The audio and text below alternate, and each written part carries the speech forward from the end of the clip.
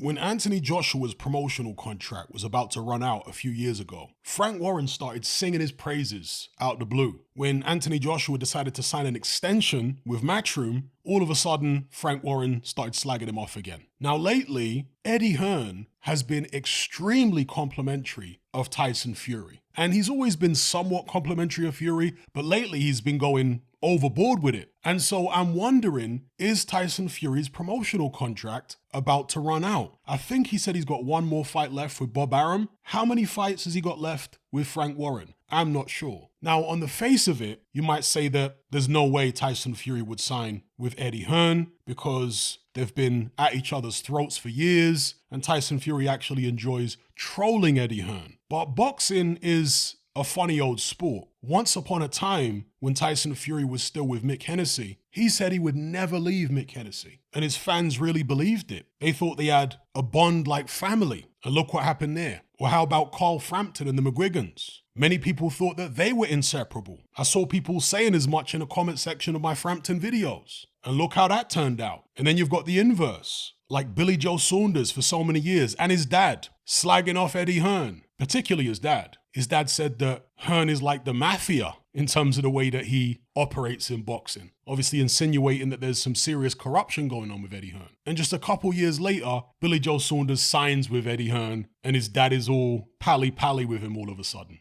And perhaps one of the most extreme examples would be Derek Chisora and David Haye. They were once mortal enemies who had a bare knuckle at that Klitschko press conference after Derek Chisora just fought Vitaly Klitschko. David Haye laid the smackdown on Derek Chisora at that press conference and broke Don Charles's jaw, made his hat go flying in the air. Hilarious stuff. Then, of course, they had their actual professional bout. David Haye knocked him out. A few years later, out of the blue, and this was a surprise even to David Haye himself, because Derek Chisora approached him with this proposal, and Haye was wondering whether there was some type of catch or Chisora was trolling him or something strange was going on. But no, Chisora was dead serious. He wanted to hire David Haye as his manager, and they had a partnership for several years, right? So boxing is a very, very strange sport. Now, I can't tell you whether Tyson Fury will sign with Eddie Hearn, whether he'd even consider doing that. But one thing I know for certain is that Eddie Hearn would love to sign Tyson Fury. I don't think anyone would debate that. And if it did happen, Anthony Joshua would find out, if he doesn't already know, that Eddie Hearn is not his friend. Because he would get pushed to the side and Tyson Fury would be the new priority when it comes to Matchroom's heavyweights. Because Eddie Hearn always likes to talk about Anthony Joshua as his friend. He uses that word specifically. AJ is my friend. If there is any actual friendship between them, I think it's a one-way friendship, where AJ might be Eddie Hearn's friend, but Eddie Hearn ain't AJ's friend, you know, like that. As in, AJ might be sincere, but Eddie Hearn's not sincere. Or maybe they're not friends at all. Maybe that's just for the cameras, and it's just purely a business relationship that they have. I suspect that that would be the case, but you never know. Sometimes there can be some type of friendships in boxing with people who you didn't grow up with, promoters, managers,